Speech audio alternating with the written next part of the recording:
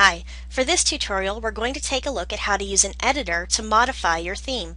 Now a lot of themes are going to have choices over here in the dashboard that you can go in and change all kinds of things like the headers, the backgrounds, things like that. But some people want to get a little more in depth with it and go into the editor to change it. Right now I'm using the Infinity theme for my sample website, and I'm going to go into editor just to show you what the differences are. As I've said before, you should only get into the editor if you know how to write HTML and you're very comfortable with it. If you go in here and you don't really know what you're doing, even a misplaced comma can completely crash your site. But if you've come this far, then you must be pretty sure that you know how to write your HTML, so it'll come out the way you want it. Now I always recommend that you back up these files before you go in and you start changing things, because that way if you do make a mistake you can just go ahead and upload your last version of all of your files and it'll undo whatever it is that you've done. So after you go in and back them up, we're going to take a look at our edit themes. First, you can see over here that we need to select the theme to edit. I'm right now using the Infinity theme, so I'm going to go ahead and stay on that one, and underneath it you have our templates.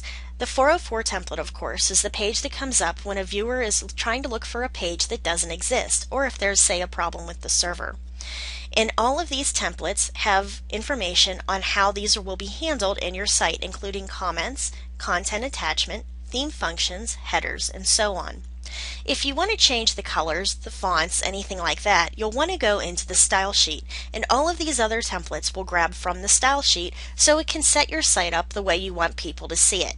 So I'm going to go ahead and click on style sheet, and we're going to take a look at what we can find. Now first, if I go into my page, I'm going to scroll down and you can see that my links are in this pink color that darkens to a dark red if I hover over them. I'm going to right click and I'm going to go to View Page Source, and I'm going to look for those links in my HTML.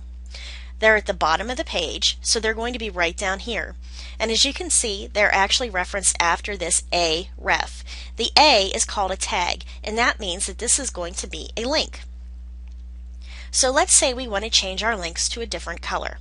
I'm going to go ahead in to my editor and I'm going to look for links. Most themes are going to have these clarified pretty easily so you can see where each part of your page begins. For instance, everything in this section has to do with the body of your page or posts. So let's keep scrolling down until we find the links. Here we've got headers, paragraphs, headings, text elements, and so on. So once I get down to the links, you'll see that right now we've got a color marked as CC0066, and that's a hex color. It's a web-based color in HTML that will tell your computer which color to show this part of the page. So the CC0066 is for the A tag, visited, meaning I've already visited this one before. And you can see that they turn dark red once I've already visited them. So I know that this color is represented by that number. This number, which is the hover, is the color that happens if I hover my mouse over top of my links. So let's go ahead and change the color of those links so they more closely match the rest of the page. I'm going to go into Google and I'm going to look up hex colors HTML, click search, and I'm going to find a page that shows me which colors are associated with which numbers. So let's say I want to pick a blue.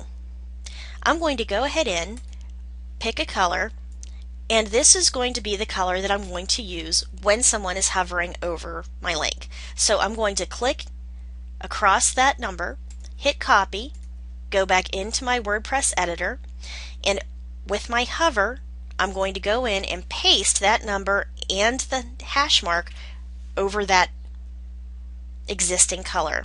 And I'm going to go down and click Update File. I'm going to go back into my page and I'm going to refresh it so it will put into effect those changes that I just made. And now you can see when I hover that it turns dark blue. So let's go ahead and pick a color for pages that I've already been to, and I'm going to pick a lighter blue for this one.